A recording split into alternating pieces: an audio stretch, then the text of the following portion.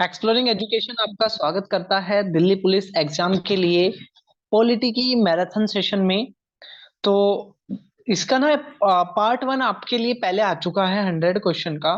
आज हम बात करेंगे पॉलिटी मैराथन का पार्ट टू, जिसमें हम देखेंगे आपके क्वेश्चन नंबर 101 से लेकर, ठीक है, 100 क्वेश्चन इस सीरीज में भी देखेंगे। पहला क्वेश्चन कह रहा है कि कौन से आर्टिकल में मेंशन है नए राज्य के बनने का।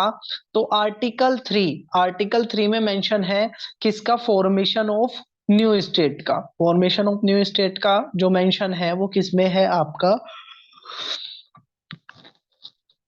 भारतीय कॉन्स्टिट्यूशन के पार्ट वन के आर्टिकल 3 में मेंशन है नए राज्य की फॉर्मेशन का। अब हम बढ़ते हैं अपने क्वेश्चन नंबर 102 की तरफ। कह रहा है कि इनमें से किसने who among the following drafted the article 370। ठीक है, किसने 370 बनाया था, ठीक है, ड्राफ्ट किया था किसने बेसिकली। ऑप्शन के लिए आपके पास कह रहा है जवाहरलाल नेहरू। जवाहरलाल नेहरू ने उद्देश्य प्रस्ताव रखा था। ठीक है, इनकी ऑटोबायोग्राफी का नाम भी एन ऑटोबायोग्राफी है। दूसरा कह रहा भीमराव अंबेडकर।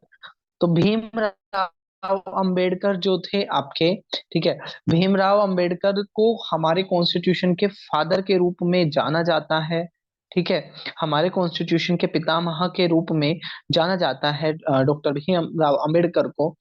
तीसरा कह रहा है गोपाला स्वामी अयंगर। और चौथा कह रहा है रघुवर दास। तो जो इसका सही आंसर है, ठीक है, वो आपका क्या है, ठीक है, गोपाला स्वामी अयंगर ही इसका सही नाम है। नेक्स्ट अगर हम बात करें तो कह रहा है question number 103, the definition of money bill is given in which article of the constitution of India. Money bill का मेंशन भारत के किस आपके आर्टिकल में है। तो मनी बिल जब सरकार के टैक्सेशन से जुड़े हुए, ठीक है, सरकार के टैक्सेशन से जुड़े हुए अधिकारों को हम क्या कहते हैं, आपका मनी बिल के नाम से जाना जाता है। और मनी बिल की खासियत ये है कि ये सिर्फ और सिर्फ लोकसभा में ही इसको, ठीक है, लोकसभा से ही इसकी शुरुआत हो सकती है। राज्यसभा के पास इसमें पावर नहीं होती है, उसके पास सिर्फ 14 दिन का टाइम होता है। और 14 दिन के अंदर, ठीक है, अगर वो ना भी करता है तो उसकी ना में भी हाँ मानी जाती है। ठीक है, राज्यसभा सिर्फ क्या दे सकती है, सुझाव दे सकती है। उस सुझाव को लोकसभा माने या ना माने, ठीक है, ये उसके ऊपर होता है।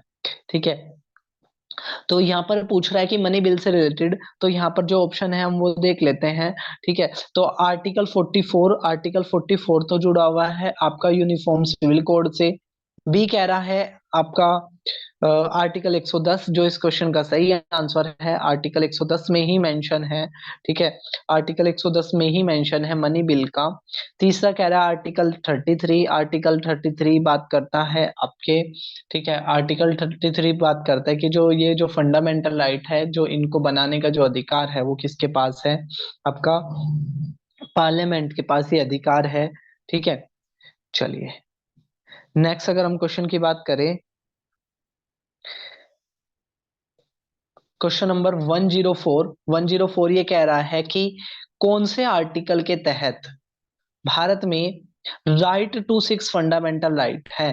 ठीक है, तो 6 फंडामेंटल फ्रीडम के जो राइट्स हैं वो कौन से आर्टिकल में है। तो आर्टिकल 19 के तहत मेंशन है किसका, आपके 6 फ्रीडम का। ठीक है, इसमें फ्रीडम में कौन कौन सी है, अपनी बात कहने की आजादी, पीसफुल अपना ग्रुप बनाने की आजादी, पीसफुली कहीं पर इकट्ठा होने की आजादी, भारत में कहीं भी घूमने की आजादी, अपना कोई भी प्रोफेशन चुनने की आजादी। ठीक है, इस तरीके से 6 आपके क्या है, आपके फ्रीडम दी गई है आर्टिकल 19 के तहत। 104 के बाद हम नेक्स्ट क्वेश्चन की तरफ बढ़ते हैं। क्वेश्चन नंबर 105 ये कह रहा है कि कौन सा आर्टिकल, ठीक है, कहता है कि no citizen can be discriminated against on the basis of his or her religion, race, caste, sex और place of birth। कौन सा आर्टिकल ये कहता है कि किसी भी व्यक्ति के साथ उसकी जाति को लेकर, उसके धर्म को लेकर, उसकी कास्ट को लेकर, ठीक है, उसके जन्म स्थान को लेकर कोई भेदभाव नहीं होगा। तो आर्टिकल 15 में मेंशन है कि इसके आधार पर क्या होगा, कोई भी भेदभाव नहीं होगा। नेक्स्ट है which article of Indian constitution prohibit trafficking in human beings and force labour. इनमें से कौन सा आर्टिकल, ठीक है, बाल श्रम को अवैध घोषित करता है? ठीक है, तो देखो भाई आर्टिकल 25 इसमें दिया है। आर्टिकल 25 तो कहता है, ठीक है, आर्टिकल 25 तो कहता है कि कोई भी व्यक्ति अपनी मर्जी का क्या चुन सकता है, धर्म चुन सकता है। आर्टिकल 13 दिया हुआ है। आर्टिकल 13 ये कहता है कि भाई जो फंडामेंटल राइट है वो सुप्रीम है। आर्टिकल 5 ये कहता है कि जब भारत आजाद हुआ तो उस समय पर कौन भारत के नागरिक थे, कौन नहीं थे। आर्टिकल 23 ये कहता है कि किसी भी व्यक्ति को क्या नहीं किया जाएगा, फोर्स लेबर नहीं किया जाएगा। नेक्स्ट है आपका आर्टिकल 107।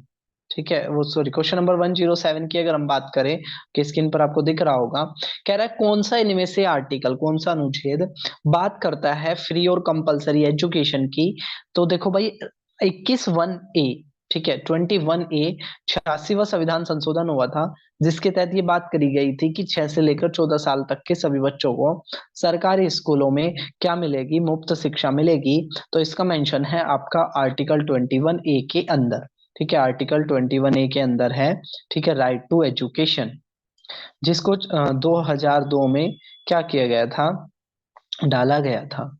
नेक्स्ट अगर हम क्वेश्चन की बात करें, नेक्स्ट क्वेश्चन कह रहा है the state is obligated to protect every monument, place and object of national importance and historic interest under article of the constitution.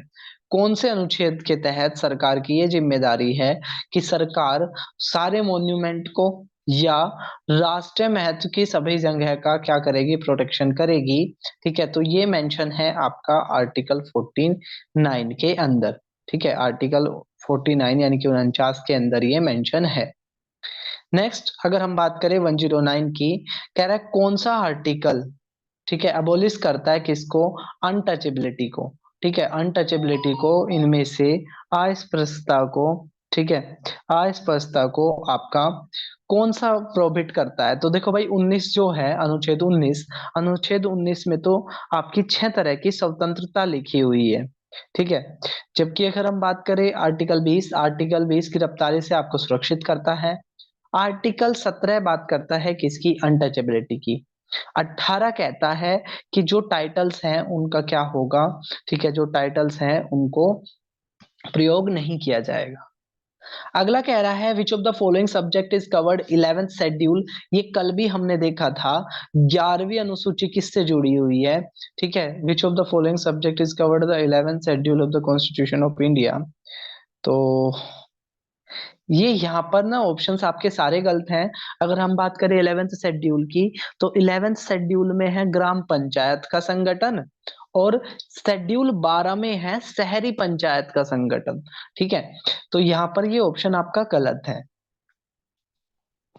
Next अगर हम बात करें क्वेश्चन नंबर 111 की, विच of the following article of constitution of India prohibit employment of children in factories. कौन सा अनुच्छेद ये कहता है कि छोटे बच्चों को काम पर नहीं लगाया जाएगा? तो इस क्वेश्चन का जो सही आंसर है वो है आर्टिकल 24। आर्टिकल 24 के द्वारा छोटे बच्चों को काम पर नहीं लगाया जाएगा, और जो इसकी उम्र रखी गई है वो रखी गई है 14 साल। बाकी आर्टिकल की बात करें, आर्टिकल 21 बात करता है राइट टू लाइफ की, जीवन जीने के अधिकार की।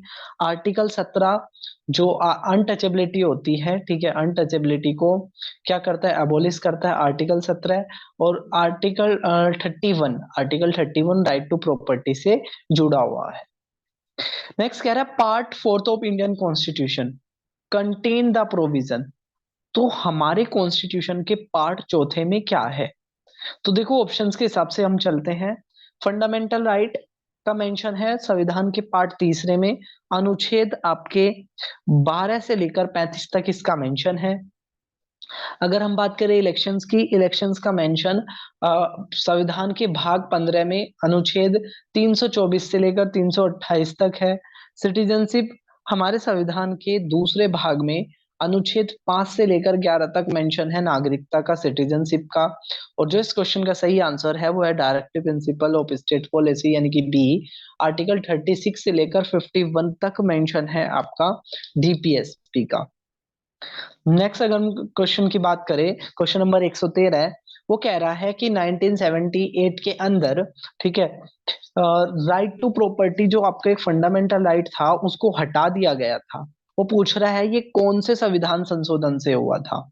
ठीक है, तो इसके लिए क्या हुआ था, आपका 44वां संविधान संशोधन हुआ था 1978 के 8 में, जिसके तहत हमने क्या किया था, राइट टू जो प्रॉपर्टी है उसको एक फंडामेंटल राइट से हटाकर एक लीगल राइट बना दिया था।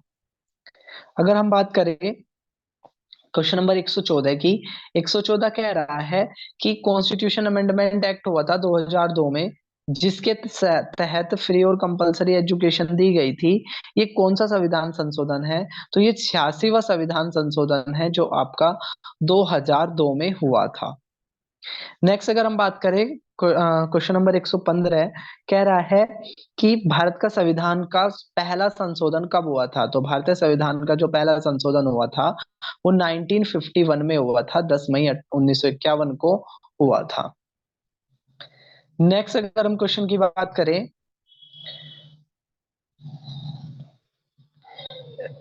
124 अमेंडमेंट बिल 2019 डील विद 124वां जो संविधान संशोधन का जो बिल है, न कि एक्ट। दो चीजें होती है देखो, एक तो शुरुआत में बिल आता है, अगर वो पास हो जाता है तो वो एक्ट बन जाता है, अदरवाइज वो डिफ्यूज हो जाता है। तो कह रहा है 144वां जो संविधान संशोधन बिल है वो किससे जुड़ा हुआ है। तो 124वां जो संशोधन बिल है वो जुड़ा हुआ है आपका 10% की रिजर्वेशन किसको, जो आपका इकोनॉमिकली बैकवर्ड सेक्शन है उसको 10% की रिजर्वेशन की बात ये करता है। नेक्स्ट अगर हम क्वेश्चन की बात करें, वो कह रहा है कि which of the part of the constitution is related to amendment in the constitution. Bharat के संविधान में संशोधन आपके किस भाग में लिखा हुआ है। तो आर्टिकल 368 का प्रयोग करते हुए भाग 20 में मेंशन है किसका, कॉन्स्टिट्यूशन अमेंडमेंट का, संविधान सुधार का। When was the first amendment made to the Indian Constitution? फिर से रिपीटेड क्वेश्चन है। क्वेश्चन कह रहा है कि भारत के कौन से कौन से साल में भारत के संविधान के अंदर संशोधन हुआ था। तो 1951 में, 1951 में क्या हुआ था, भारत के संविधान में संशोधन हुआ था। नेक्स्ट कह रहा है आर्टिकल 21A किससे जुड़ा हुआ है। तो 86वां संविधान संशोधन 2002, ठीक है, वो जुड़ा हुआ है आपका राइट टू एजुकेशन से, जिसके तहत 6 से 14 साल तक के सभी बच्चों को सभी सरकारी स्कूलों में क्या मिलेगी, मुफ्त शिक्षा मिलेगी। नेक्स्ट कह रहा है which constitutional amendment act introduce anti defection provision in the constitution. एक होता है दल बदल कानून। दल बदल कानून ये कहता है आप जिस पार्टी के टिकट से जीत कर आए हो उस पार्टी के प्रति लॉयल रहोगे और संसद में आप उसी का समर्थन करोगे। अगर आप उसके अगेंस्ट में जाते हो तो आपकी सदस्यता रद्द हो जाएगी, और ये सदस्यता रद्द करने की जो जिम्मेदारी होगी वो सदन के हेड की होगी। यानी कि लोकसभा के अंदर यानी कि लोकसभा के अंदर ये जिम्मेदारी स्पीकर की होगी, और राज्यसभा के अंदर ये जिम्मेदारी वाइस प्रेसिडेंट की होगी। और ये जो हमारे संविधान के संशोधन में किया गया था वो 52वें संविधान संशोधन के द्वारा ऐसा किया गया था। नेक्स्ट अगर हम क्वेश्चन की बात करें, तो नेक्स्ट क्वेश्चन कह रहा है कौन से संविधान संशोधन को मिनी कॉन्स्टिट्यूशन के नाम से जाना जाता है, लघु संविधान के नाम से जाना जाता है। यानी कि इसमें इतने सुधार हुए थे, ठीक है, इसमें इतने सुधार हुए थे कि इसका नाम ही क्या पड़ गया, आपका मिनी कॉन्स्टिट्यूशन पड़ गया। तो ये हुआ था आपका 42वां संविधान संशोधन जो 1976 में हुआ था। 1976 में इसके हुआ था। इसके तहत क्या किया गया था, लोकसभा के कार्यकाल को 5 से 6 साल कर दिया गया था। हमारे जो संविधान की जो प्रेम्बल है उसमें सोशलिस्ट, सेक्युलर और इंटीग्रेटिव वर्ड जोड़ दिया गया था। ठीक है, और जो प्रेसिडेंट है, ठीक है, उन पे कंपलसरी कर दिया गया था कि वो एड एंड एडवाइस पर ही काम करेंगे, किसकी, काउंसिल ऑफ मिनिस्टर की।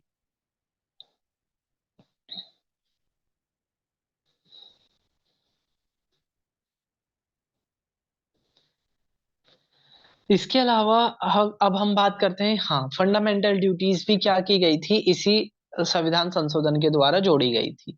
नेक्स्ट अगर हम बात करें तो क्वेश्चन नंबर 122वां ये कह रहा है कि 74वें संविधान संशोधन से 74th कॉन्स्टिट्यूशन अमेंडमेंट जो आपका 1992 में हुआ था, तो उससे हमारे संविधान में कौन सा पार्ट जुड़ा? तो हमारे संविधान के अंदर पहले पार्ट 9 में पंचायत का मेंशन था। अब क्या किया गया, अलग से एक पार्ट बनाया गया, पार्ट 9A, और जिसके तहत क्या हुआ कि भाई जो आपकी ग्रामीण पंचायत है और शहरी पंचायत है, ठीक है, उनको संवैधानिक दर्जा मिल गया। नेक्स्ट अगर हम बात करें क्वेश्चन नंबर 123 की, कह रहा है कौन से कॉन्स्टिट्यूशन अमेंडमेंट ने ये बोल दिया कि जो मंत्री है वो सिर्फ 15% हो सकते हैं। ठीक है, कौन से संविधान संशोधन ने ये बोल दिया था, ठीक है, कि जो मंत्री बनेंगे वो सिर्फ 15% ही बन सकते हैं। तो 91वें संविधान संशोधन हुआ था 2003 में, उसके तहत ये किया गया था कि भाई जो मंत्रिमंडल होगा वो सिर्फ लोकसभा की सदस्य यानी कि 550 का सिर्फ 15% होगा। पहले क्या था, बहुत सारे मंत्री बना देते थे, उसको रोकने के लिए ऐसा किया गया था।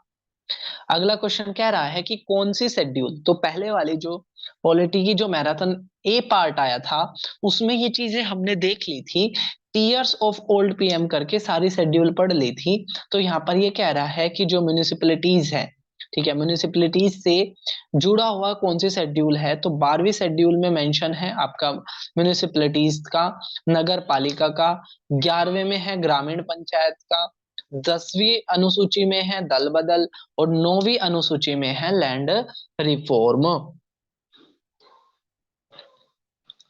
नेक्स्ट अगर हम क्वेश्चन की बात करें तो वो ये कह रहा है कौन से कॉन्स्टिट्यूशनल अमेंडमेंट के द्वारा हमारी संविधान की जो प्रेम्बल है, प्रस्तावना है, उसमें संशोधन किया गया था। तो 42वें संविधान संशोधन के द्वारा हमारे प्रेम्बल में संशोधन किया गया था, सॉवरेन, सेक्युलर, डेमोक्रेटिक, रिपब्लिक, ठीक है, इन वर्ड को क्या किया गया था, जोड़ा गया था। अगला कह रहा है which amendment make mandatory for president to give his assent to constitutional amendment bill. कौन से संविधान संशोधन के द्वारा ये हो गया था कि भाई राष्ट्रपति संविधान संशोधन बिल को सहमति जरूर देंगे? तो ये था आपका 24वां संविधान संशोधन। ठीक है, 24वां संविधान संशोधन के द्वारा ये किया गया था कि राष्ट्रपति के लिए कंपल्सन है कि वो अगर संविधान में सुधार हो रहा है आर्टिकल 368 का प्रयोग करते हुए, तो उस पे उनको अपनी सहमति देना जरूरी है। अगला कह रहा है कि कौन से संविधान संशोधन के द्वारा राइट टू एजुकेशन मिला, शिक्षा का अधिकार मिला? तो 86वां संविधान संशोधन हुआ था 2002 में, जिसके तहत ये तय किया गया था कि 6 से लेकर 14 साल तक के सभी बच्चों को मुफ्त में क्या मिलेगी, ठीक है, मुफ्त में क्या मिलेगी, शिक्षा मिलेगी। नेक्स्ट कह रहा है under which of the amendment of the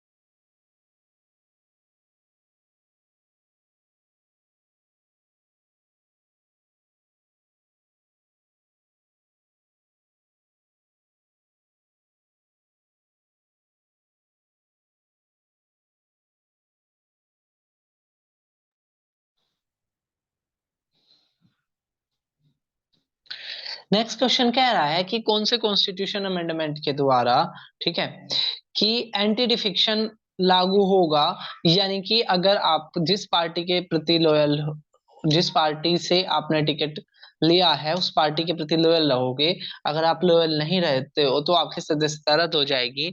तो जो इसका जो मेंशन है वो 52वें संविधान संशोधन के अंदर है, शेड्यूल 10 में के द्वारा इसको क्या किया गया था, जोड़ा गया था। नेक्स्ट कह रहा है कौन से साल में, ठीक है, हमारे संविधान के अंदर संशोधन किया गया था, पहला संविधान संशोधन किया गया था आपका 1951 में, 1951 के अंदर क्या किया गया था, पहला संविधान संशोधन किया गया था। नेक्स्ट अगर हम क्वेश्चन की बात करें तो कह रहा है कि कौन सा कॉन्स्टिट्यूशन 44वें संविधान संशोधन को कब इनेक्ट किया गया था, तो ये किया गया था आपका 1978 में, 1968 के अंदर। ठीक है, 44वां संविधान संशोधन को क्या किया गया था, लागू किया गया था, जिसके द्वारा 42वें संविधान संशोधन के अंदर जो चीजें थी उनको सुधार किया गया था। नेक्स्ट कह रहा है कि कौन से वर्ड, 42वां संविधान संशोधन जो 1976 में हुआ था, ठीक है, उसमें आपके हमारे प्रेम्बल के अंदर कौन से वर्ड जोड़े गए थे। ठीक है, तो ऑप्शन कह रहा है इक्वालिटी, लिबर्टी, जस्टिस या सोशलिस्ट। तो 42वें संविधान संशोधन के अंदर हमारे संविधान के अंदर वर्ड जोड़े गए थे। ठीक है, sovereign, socialist, secular, sovereign, socialist, secular, democratic, Republic, Republic. इसके अलावा जो यूनिटी ऑफ नेशन था, ठीक है, उसको चेंज करके बोल दिया गया था यूनिटी और इंटीग्रिटी ऑफ द नेशन, यानी कि यूनिटी, इंटीग्रिटी वर्ड जोड़ा गया था।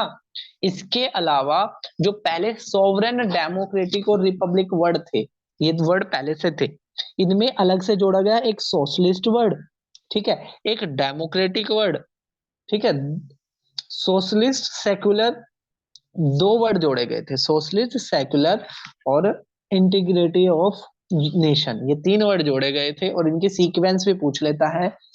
तो आप इसको ऐसे याद करोगे, सो से डर, सो मतलब S stand for sovereign, next S stand for socialist, next S stand for secular, और डर, डी आर, डी मतलब डेमोक्रेटिक, आर मतलब रिपब्लिक।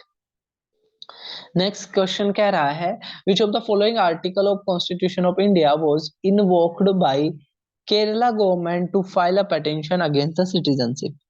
वो कह रहा है कि अभी ना एक कॉन्स्टिट्यूशन अमेंडमेंट एक्ट आया था, ठीक है, जिसको लेकर क्या हो गया था, भारत में बहुत ज्यादा विवाद हो गया था, क्योंकि उसके अंदर प्रावधान ये था कि चार जो कम्युनिटी है, ठीक है, चार जो कम्युनिटी है उनको, चार देशों के जो मुस्लिम हैं उनको, मुस्लिमों को छोड़कर चार देशों से, भारत के चार पड़ोसी देशों से, ठीक है, जो गैर मुस्लिम है उनको भारत की क्या मिल जाएगी, नागरिकता मिल जाएगी, अगर वो भारत सरकार से के सामने अप्लाई करते हैं। ठीक है, तो ये पूछ रहा है आपसे कि कि इसके विरुद्ध कौन सा आर्टिकल का प्रयोग किया गया था, तो ये है भाई आर्टिकल 131, जो बात करता है original jurisdiction of the supreme court की बात करता है, जिसके तहत क्या है कि दो राज्यों के बीच में कोई विवाद हो, दो सरकारों के बीच में कोई विवाद हो, कोई नदी का विवाद हो, कोई अंतरराष्ट्रीय मुद्दा हो, इन सब का फैसला कौन करेगा, इन सब का फैसला करेगा आपका सुप्रीम कोर्ट। नेक्स्ट कह रहा है as per the constitution 91st amendment, 91वां संविधान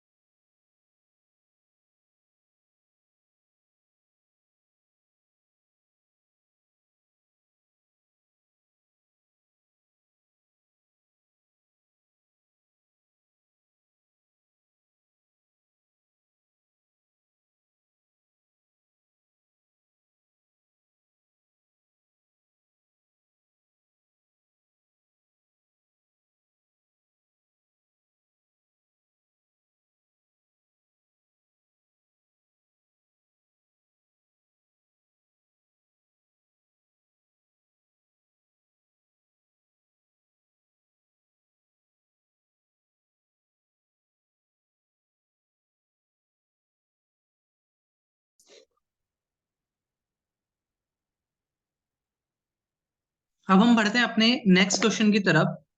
तो नेक्स्ट क्वेश्चन कह रहा है आपका, as per the constitution 91st amendment 2000 the total number of ministers. तो ये रिपीटेड क्वेश्चन है। अभी हमने देखा था कि जो मिनिस्टर्स की संख्या है, ठीक है, 91 संविधान संशोधन हुआ था 2003 के द्वारा, जिसके तहत ये तय किया गया था कि भाई जो मिनिस्टर्स की जो संख्या है वो सिर्फ कितनी हो सकती है, वो 15% हो सकती है, उससे ज्यादा मिनिस्टर्स की संख्या नहीं हो सकती।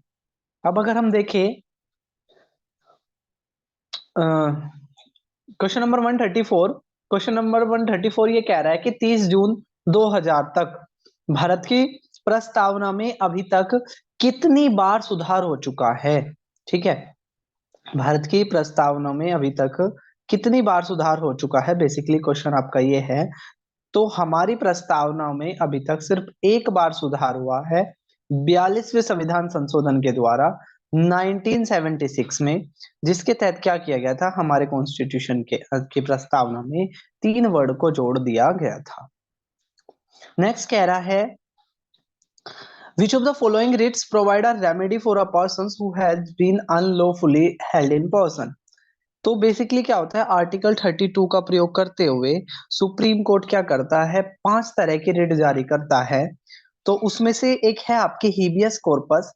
हीबियस कॉर्पस ये कहती है कि किसी भी व्यक्ति को 24 घंटे से अंदर, ठीक है, जबरन क्या नहीं किया जाएगा, या बिना कारण के क्या नहीं किया जाएगा, गिरफ्तार नहीं किया जाएगा, और उसको 24 घंटे के अंदर मैजिस्ट्रेट के सामने पेश करना होगा।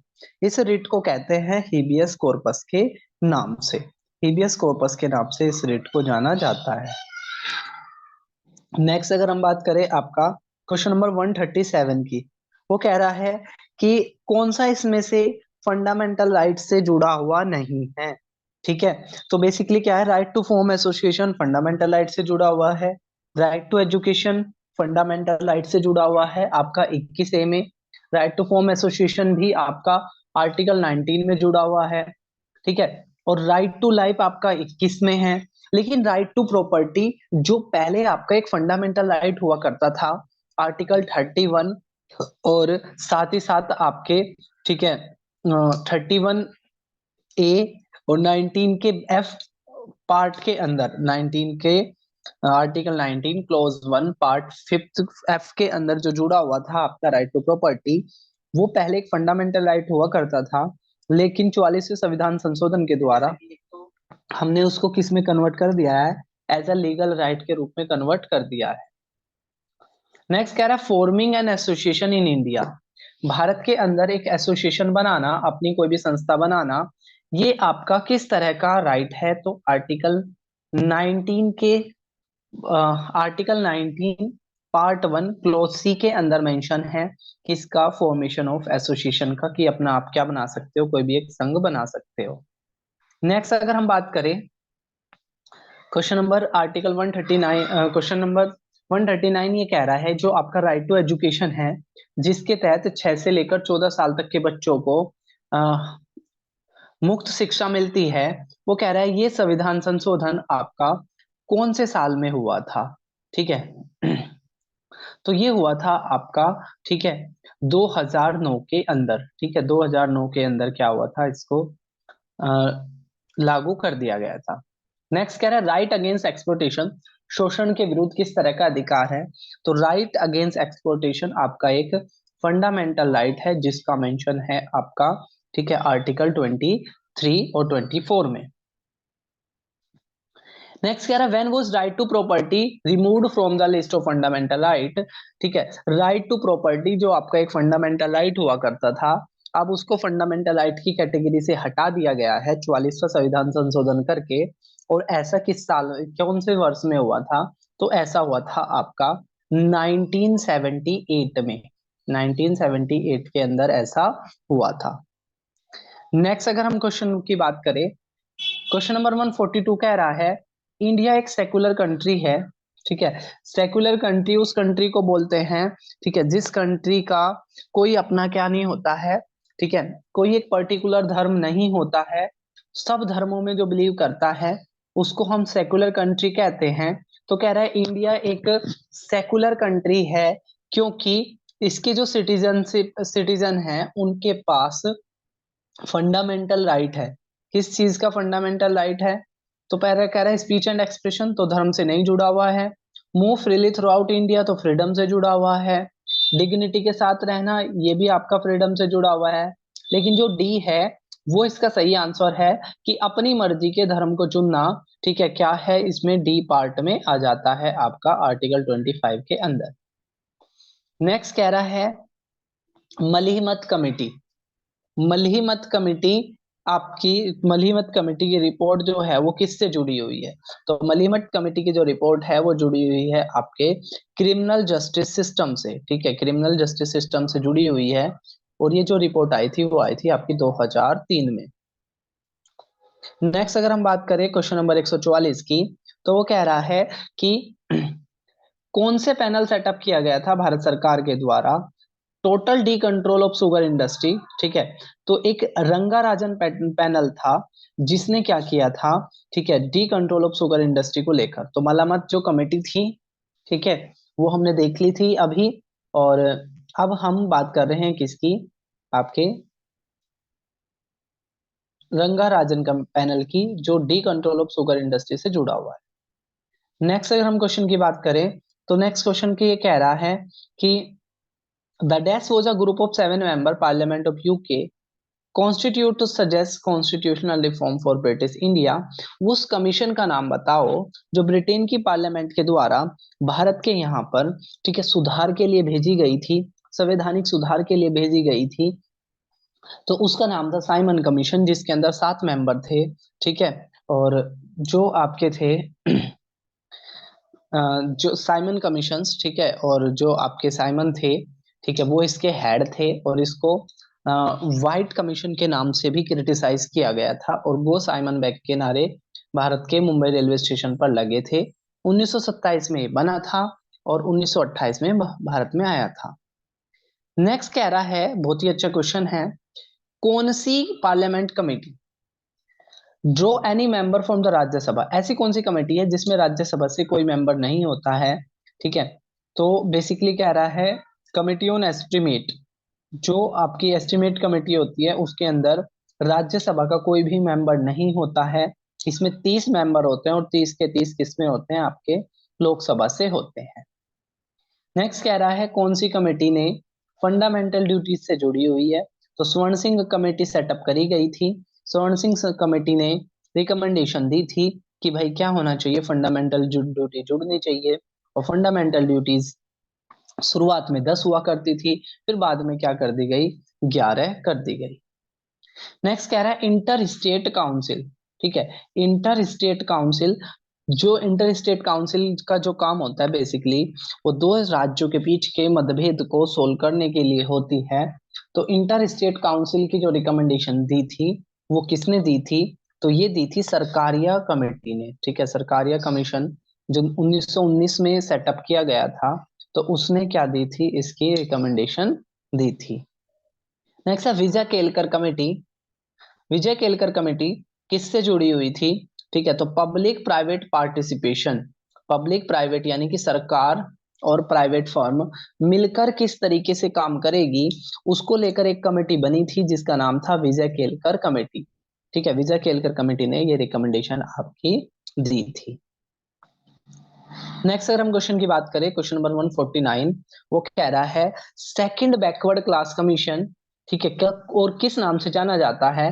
तो सेकंड बैकवर्ड कमीशन को आपके मंडल कमीशन के नाम से जाना जाता है। बीपी मंडल इस कमीशन के हेड थे, बीपी मंडल इस कमीशन के हेड थे। और इसने ओबीसी के लिए 27% रिजर्वेशन की क्या करी थी, मांग करी थी। नेक्स्ट कह रहा है are the guidelines laid by the supreme court for specific requirement and procedure which the police have to follow to arrest detain and interrogate. तो बेसिकली क्या है, किसी के अरेस्ट से रिलेटेड, किसी के अरेस्ट करने से रिलेटेड, ठीक है, कुछ क्या मिली हुई है आपकी गाइडलाइंस हैं। और उन गाइडलाइन का नाम है आपका डी के बासु गाइडलाइंस। डी के बासु गाइडलाइंस प्रोटेक्शन करती है। इसमें लिखा हुआ है कि जब किसी को गिरफ्तार करने आएगा तो वो फॉर्मल ड्रेस में होगा।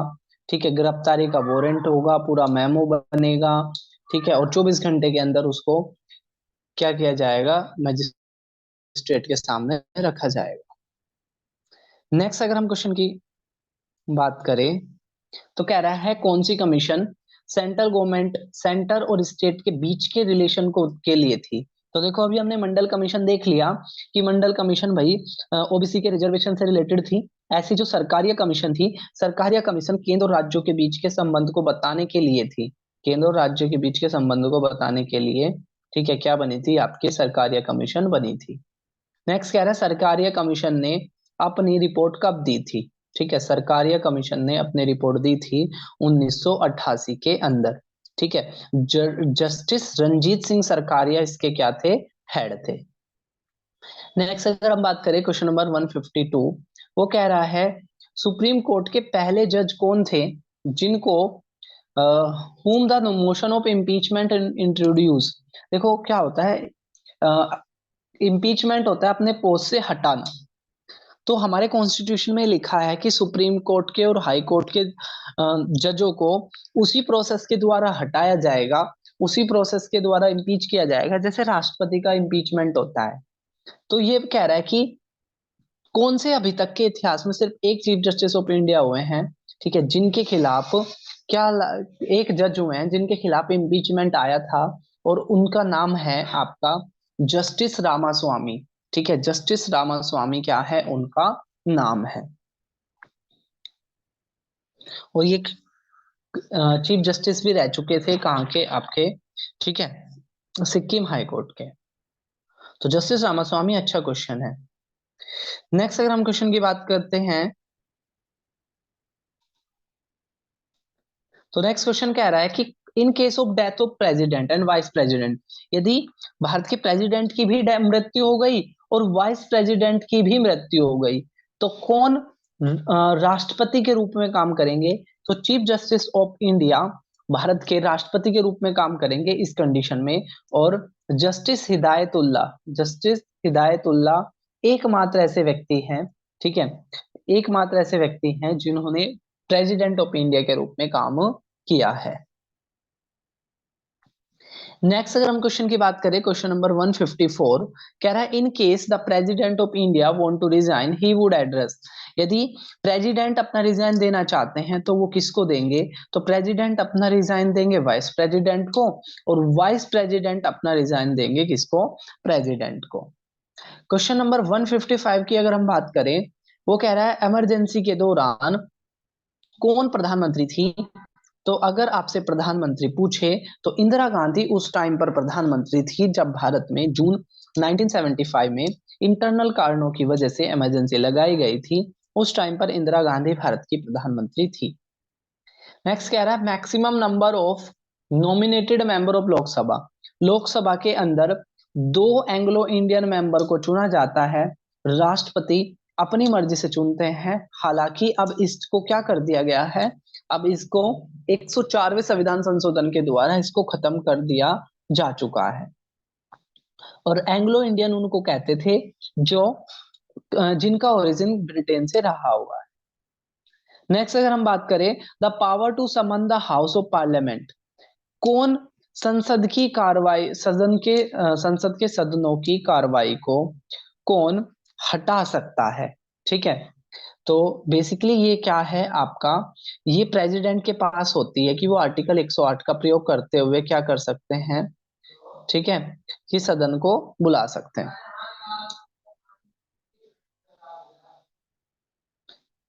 नेक्स्ट कह रहा है पार्लियामेंट ऑफ इंडिया, कह रहा है पार्लियामेंट ऑफ इंडिया किसकी बनी हुई है। तो पार्लियामेंट जो आपकी पार्लियामेंट ऑफ इंडिया है वो लोकसभा, राज्यसभा और प्रेसिडेंट, ठीक है, प्रेसिडेंट, लोकसभा और राज्यसभा, इन तीन से मिलकर बनती है भारत की संसद। नेक्स्ट कह रहा है पॉपुलर चैम्बर के नाम से किसको जाना जाता है। तो लोकसभा को पॉपुलर चैम्बर के नाम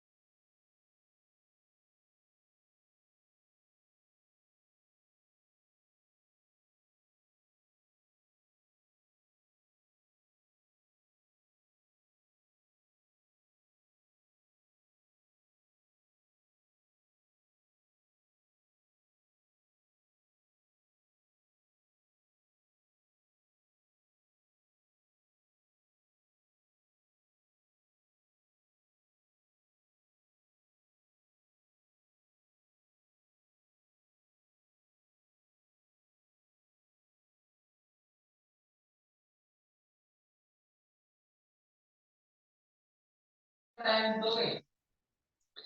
रहा कि किसको पॉपुलर चैम्बर के नाम से जाना जाता है, तो लोकसभा को किसके नाम से जाना जाता है आपका, पॉपुलर चैम्बर के नाम से जाना जाता है। नेक्स्ट कह रहा है power to inquire into decide all doubts and dispute arising out of the election of president. यदि राष्ट्रपति के चुनाव में कोई भी विवाद हो जाता है तो उसका सॉल्यूशन कौन करेगा। तो देखो राष्ट्रपति के जो चुनाव होते हैं वो कराता तो इलेक्शन कमीशन है, लेकिन अगर उनके चुनाव के दौरान कोई भी विवाद हो जाता है तो जो उसका जो फैसला है वो सुप्रीम कोर्ट करता है। ठीक है, सुप्रीम कोर्ट क्या करता है, फैसला करता है। अगला क्वेश्चन कह रहा है ज्वाइंट सीटिंग। तो बेसिकली क्या होता है, आर्टिकल 108 का प्रयोग करते हुए लोकसभा और राज्यसभा को साथ में बैठाया जाता है, जिसको ज्वाइंट सीटिंग के नाम से जाना जाता है।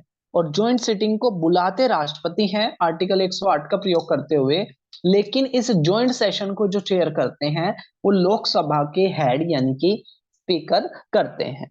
ठीक है, तो स्पीकर इसका क्या हो जाएगा, सही आंसर हो जाएगा। नेक्स्ट अगर हम बात करें कोरम क्या होता है, तो कोरम का मतलब होता है कि किसी सदन की कार्रवाई को चलने के लिए कितने मिनिमम मेंबर की जरूरत होती है, उसे कोरम कहते हैं। तो कोरम बेसिकली 1/10 होता है आपका। ठीक है, 1/10 होता है। तो 1/10 मेंबर की जरूरत होती है किसी भी सदन की कार्रवाई को चलने के लिए। अगला क्वेश्चन 163 कह रहा है लोकसभा का पहला सेशन कब हुआ था, तो 13 मई 1952। 13 मई 1952 को क्या हुआ था, लोकसभा का पहला सेशन हुआ था।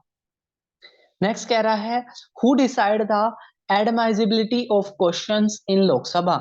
लोकसभा के अंदर कोई क्वेश्चन उठाया जाएगा या नहीं उठाया जाएगा, उसको शामिल किया जाएगा या नहीं किया जाएगा, ठीक है, ये कौन करता है, तो ये करते हैं स्पीकर। स्पीकर ऑफ लोकसभा इस काम को करते हैं।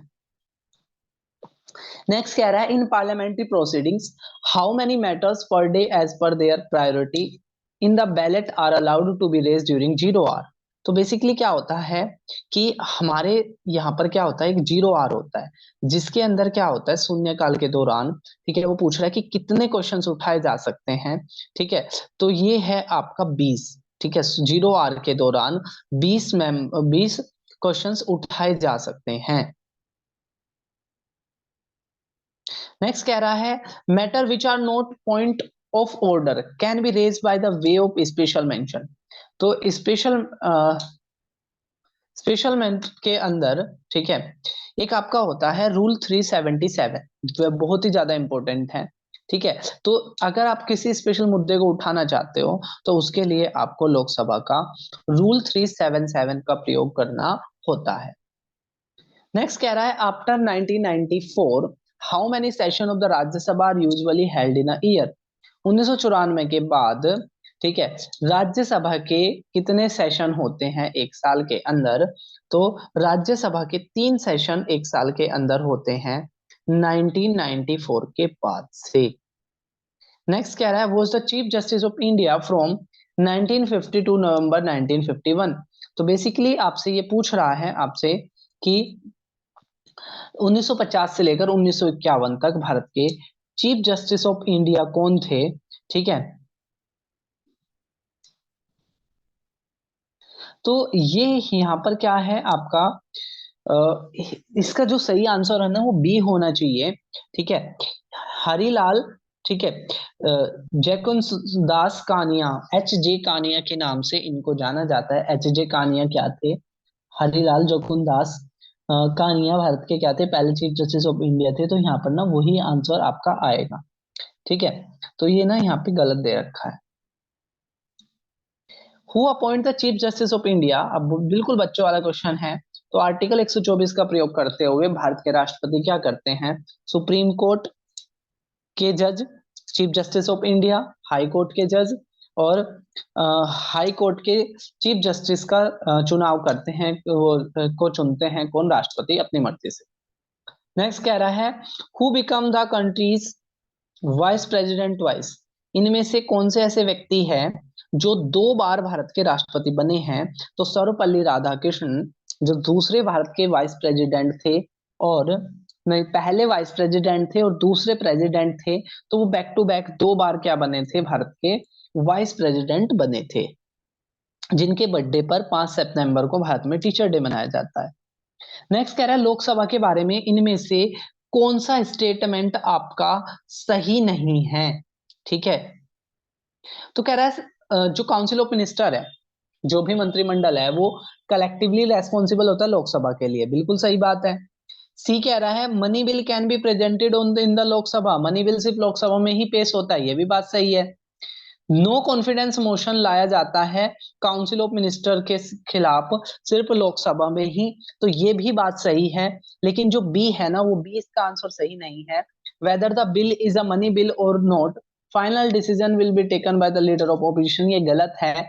कोई बिल मनी बिल है या नहीं, ये बताता है स्पीकर ऑफ लोकसभा। ठीक है, स्पीकर ऑफ लोकसभा के द्वारा डिसाइड किया जाता है कोई बिल मनी बिल है कि नहीं है। नेक्स्ट क्वेश्चन रिपीटेड क्वेश्चन है, कह रहा है कि पहली लोकसभा, तो पहली लोकसभा आपकी, ठीक है, कॉन्स्टिट्यूटेड हुई थी 1952 में। ठीक है, 1952 के अंदर हुआ था, जो आपकी 4 अप्रैल 1957 तक, यानी कि 5 साल चली थी। अगला कह रहा है कौन ऑर्डिनेंस ला सकता है। तो ऑर्डिनेंस क्या होता है, ऑर्डिनेंस होता है अगर संसद सेशन में नहीं हो और किसी इंपॉर्टेंट मुद्दे पर कानून बनाना हो, तो राष्ट्रपति अपनी मर्जी से उसको कानून को बना देते हैं। इसको प्रेसिडेंट की ऑर्डिनेंस पावर के नाम से जाना जाता है, और ऑर्डिनेंस जारी करने का अधिकार होता है राष्ट्रपति के पास।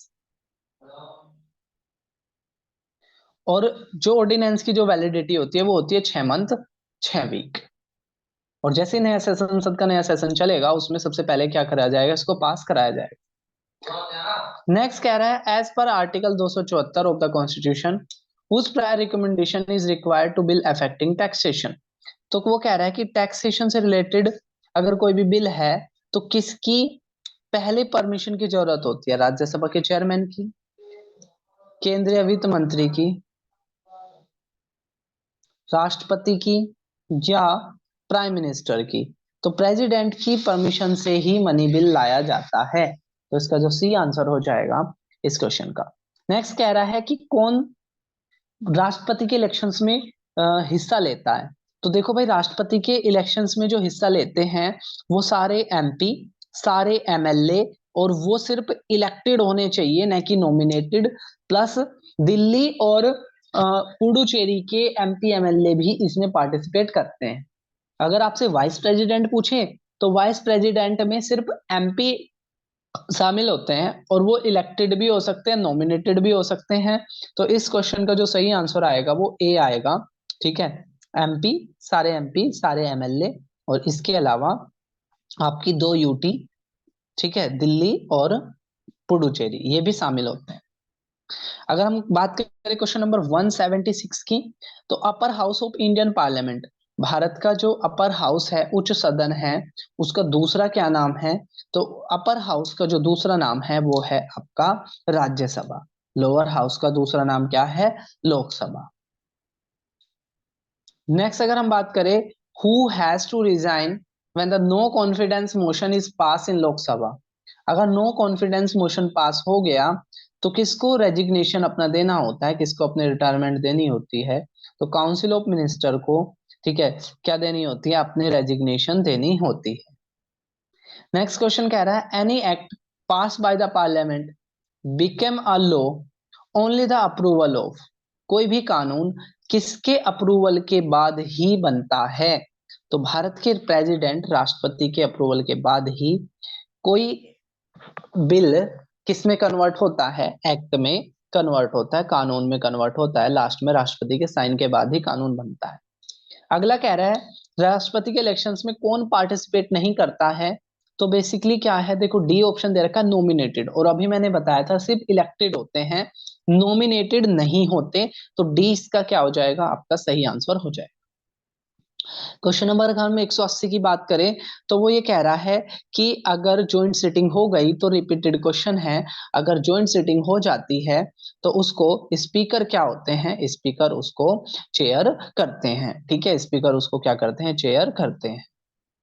नेक्स्ट कह रहा है rule of procedure of conduct of business in Lok Sabha does not involve formal motions before the parliament. ठीक है, तो कौन सा रूल है लोकसभा का, लोकसभा का कौन सा रूल है जिसके तहत, ठीक है, not involve formal motion before the parliament, ठीक है, फॉर्मल मोशन नहीं आता है पार्लियामेंट के हाउस के सामने और जिसमें कोई वोटिंग नहीं होती है, तो ये है आपका रूल 193। नेक्स्ट कह रहा है, देखो कोई बिल मनी बिल है या नहीं है, इसको कौन बताएगा? तो लोकसभा के अंदर ही सिर्फ मनी बिल आता है और स्पीकर ही बताएंगे कि कोई बिल मनी बिल है या नहीं, और मनी बिल का मेंशन है आर्टिकल 110 में। नेक्स्ट कह रहा है जीरो आर के बारे में, ठीक है, जीरो आर के बारे में आपसे पूछा है, ठीक है। जीरो आर क्या है? तो जीरो आर क्या है? बेसिकली क्वेश्चन आर के जस्ट बाद, ठीक है, time immediately after question hour is known as zero hour. Next कह रहा है how many session of Lok Sabha are normally held in a year. Lok Sabha के एक साल में कितने सेशन होते हैं? तो 3 सेशन बेसिकली पार्लियामेंट के होते हैं, बजट सेशन, मॉनसून सेशन और विंटर सेशन। और अगर हम बात करें इसमें क्या होता है, 2 सेशन के बीच में मैक्सिमम 6 महीने का गैप होता है, ठीक है, 2 सेशन के बीच में मैक्सिमम 6 महीने का गैप होता है, ठीक है, यानी कि कंपलसरी है 2 सेशन कराना, और वैसे होते 3 हैं। नेक्स्ट कह रहा है first session of Lok Sabha. Lok Sabha का पहला सेशन कब हुआ था? तो अभी हमने देखा था 13 मई 1952 को पहला सेशन हुआ था। फिर से कह रहा है कि कौन सा क्वेश्चन उठाया जाएगा, कौन सा नहीं उठाया जाएगा, तो कौन बताएंगे? स्पीकर बताएंगे। अगला कह रहा है पार्लियामेंट की प्रोसीडिंग के अंदर एक दिन के अंदर आपके कितने मैटर उठते हैं जीरो आर में? तो जीरो आर में ये रिपीटेड क्वेश्चन है, 20 मैटर ही उठाए जा सकते हैं जीरो आर के अंदर। अगला कह रहा है कौन से कमेटी में राज्यसभा के मेंबर नहीं होते हैं? तो एस्टीमेट कमेटी में राज्यसभा का कोई मेंबर नहीं होता है। एस्टीमेट कमेटी के अंदर 30 मेंबर होते हैं और 30 के 30 किससे होते हैं? आपके लोकसभा से होते हैं। क्वेश्चन नंबर 189 कह रहा है on any issue pertaining to disqualification of any member, अगर किसी मेंबर की सदस्यता रद्द की जाती है अनुसूची 10 का प्रयोग करते हुए, ठीक है, शेड्यूल 10 का प्रयोग करते हुए, तो किसी ने एंटी डिफिक्शन किया है कि नहीं किया है, तो इसका बताएगा कौन? तो लोकसभा के अंदर बताएंगे स्पीकर और राज्यसभा के अंदर बताएंगे वाइस प्रेसिडेंट। नेक्स्ट अगर हम क्वेश्चन की बात करें तो कह रहा है कि एडवोकेट जनरल, आर्टिकल 76 में मेंशन है एडवोकेट जनरल का, जो जिनको भारत के पहले लॉ ऑफिसर के रूप में भी जाना जाता है। तो वो कह रहा है कि एडवोकेट जनरल ऑफ स्टेट को, ठीक है, अटॉर्नी जनरल का मेंशन है आर्टिकल 76 में, जो केंद्र सरकार के सरकारी वकील के रूप में जाने जाते हैं या फर्स्ट लॉ ऑफिसर के रूप में जाने जाते हैं केंद्र सरकार के। और जिस तरीके से केंद्र सरकार के अंदर अटॉर्नी जनरल होते हैं, राज्य सरकार में एडवोकेट जनरल होते हैं, और एडवोकेट जनरल को अपॉइंट करते हैं governor of state. Governor of state क्या करते हैं? अपॉइंट करते हैं। आर्टिकल 165 में मेंशन है एडवोकेट जनरल का। कह रहा है कौन सा स्टेटमेंट करेक्ट है? ठीक है, कह रहा है गवर्नर के पास कोई पार्डनिंग पावर नहीं होती, ठीक है। तो इसमें क्या है, आपका पहला ही स्टेटमेंट इन्होंने करेक्ट दे दिया। देखो भाई, जो गवर्नर है ना, गवर्नर के पास बाकी सारी पावर होती है, ठीक है, लेकिन गवर्नर किसी की फांसी को नहीं टाल सकता है, ठीक है। तो बाकी तो सारा सही था, गवर्नर के पास पावर होती है सस्पेंड करने, यानी कि सजा को सस्पेंड कर दिया, रेमिट कर दिया यानी कि कुछ छूट दे दी, कम्यूट कर दिया यानी कि उसका टेन्योर बदल दिया। तो डी तो सही है। गवर्नर के सी कह रहा है कि death sentence has power to grant death sentence, ठीक है, तो नहीं होती है भाई, ठीक है। तो इस वजह से ना इसका ए ही आपका सही हो जाएगा कि जो गवर्नर है वो किसी की फांसी को नहीं टाल सकते हैं। नेक्स्ट अगर हम बात करें process of impeachment of president of India can be initiated, राष्ट्रपति को अपदस्थ करने की शुरुआत किस सदन में हो सकती है? तो राष्ट्रपति को अपदस्थ करने की शुरुआत सिर्फ और सिर्फ राष्ट्रपति को हटाने की जो शुरुआत है वो लोकसभा में भी हो सकती है, राज्यसभा में भी हो सकती है, लेकिन वाइस प्रेसिडेंट को हटाने की शुरुआत सिर्फ और सिर्फ राज्यसभा में ही हो सकती है। नेक्स्ट अगर हम बात करें article 163, who act as a president, यदि भारत के प्रेसिडेंट की डेथ हो गई तो प्रेसिडेंट के रूप में कौन काम करते हैं? तो vice president next president of India के रूप में काम करते हैं। नेक्स्ट है who can be removed by the process of impeachment, इनमें से किसको इम्पीचमेंट के प्रोसेस के द्वारा हटाया जा सकता है? तो प्रेसिडेंट ऑफ इंडिया के खिलाफ क्या लाया जाता है? आर्टिकल 61 का प्रयोग करते हुए अपदस्थ उनको किया जाता है। अगला कह रहा है राज्यसभा में कितने मेंबर नॉमिनेट होते हैं? नॉमिनेट का मतलब राष्ट्रपति अपनी मर्जी से छांट लेते हैं। तो 12 मेंबर राज्यसभा के अंदर नॉमिनेट होते हैं। ठीक है, वो लिटरेचर से हो सकते हैं, साइंस से हो सकते हैं, आर्ट से हो सकते हैं, सोशल सर्विस से हो सकते हैं। नेक्स्ट कह रहा है कि इनमें से कौन सा स्टेटमेंट करेक्ट है? अब हम स्टेटमेंट देख लेते हैं। पहला स्टेटमेंट कह रहा है president submit his resignation to the speaker of Lok Sabha. तो गलत है। प्रेसिडेंट तो अपना जो रेजिग्नेशन देते हैं वो वाइस प्रेसिडेंट को देते हैं, तो पहला स्टेटमेंट तो गलत है। दूसरा कह रहा है president submit his resignation to the vice president, तो यही सही है। बाकी भी देख लेते हैं। President submit his resignation to the chief justice of India, तो ये भी गलत है। President submit his resignation to the prime minister, तो ये भी गलत है। सही क्या है? प्रेसिडेंट अपना रेजिग्नेशन देते हैं वाइस प्रेसिडेंट को, और वाइस प्रेसिडेंट अपना रेजिग्नेशन देते हैं किसको? प्रेसिडेंट को। 197 कह रहा है कौन सा स्टेटमेंट सही है? वाइस प्रेसिडेंट राज्यसभा को डिसोल्व कर सकते हैं, तो गलत है, क्योंकि राज्यसभा कभी भी डिसोल्व नहीं हो सकती है। Governor can dissolve a legislative assembly, तो इसको देखेंगे अभी हम, यही अपना स्टेटमेंट सही है। अब सी में देख लेते हैं क्या गलत है।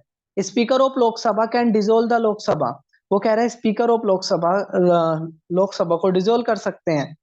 प्रेसिडेंट कैन डिसोल्व द लोक राज्यसभा, तो देखो राज्यसभा तो डिसोल्व होती ही नहीं है, और लोकसभा को जो डिसोल्व है वो करने का अधिकार प्रेसिडेंट के पास है, नहीं कि स्पीकर के पास। तो 20 का क्या हो जाएगा? सही आंसर हो जाएगा। अब हम चलते हैं अपने नेक्स्ट क्वेश्चन की तरफ।